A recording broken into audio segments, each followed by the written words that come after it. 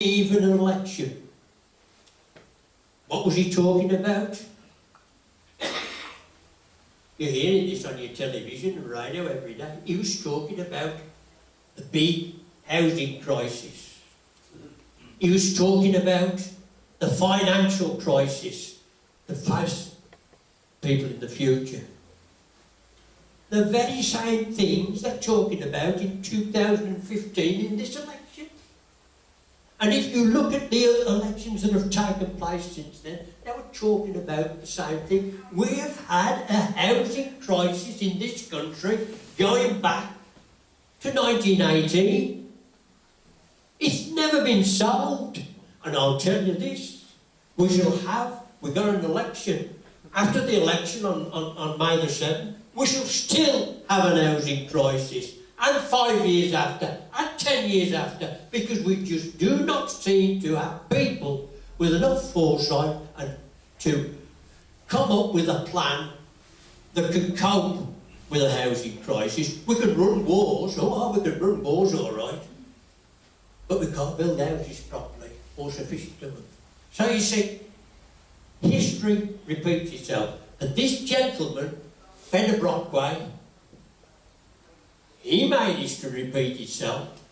Although he'd been banned from the town, he was to come back 12 years later in a blaze of glory.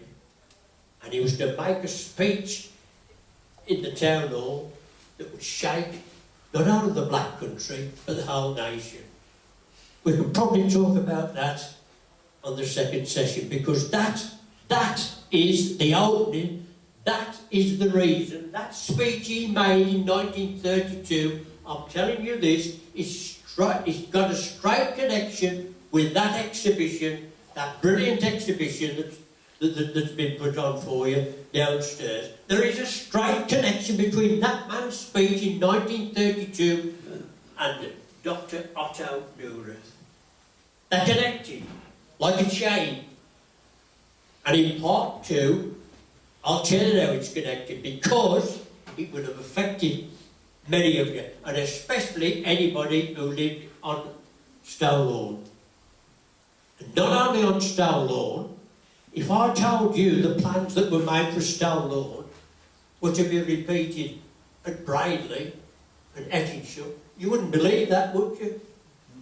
Let's have a look after we've had our break, see whether that was true or not. What this Dr. Neurath wanted to do at Stow was totally revolutionary. He was talking about creating a social revolution here in Bilston, the cradle probably of the Industrial Revolution. But he was not only planning it for Stow Lawn, the intention was to carry it on through to Braidley and through to Ettingshall. I know it all went wrong in the end, and it's really a sad story. But nevertheless, it needs to be told, because it's part of your heritage, part of your history, and it's something that you ought to pass on to your grandchildren.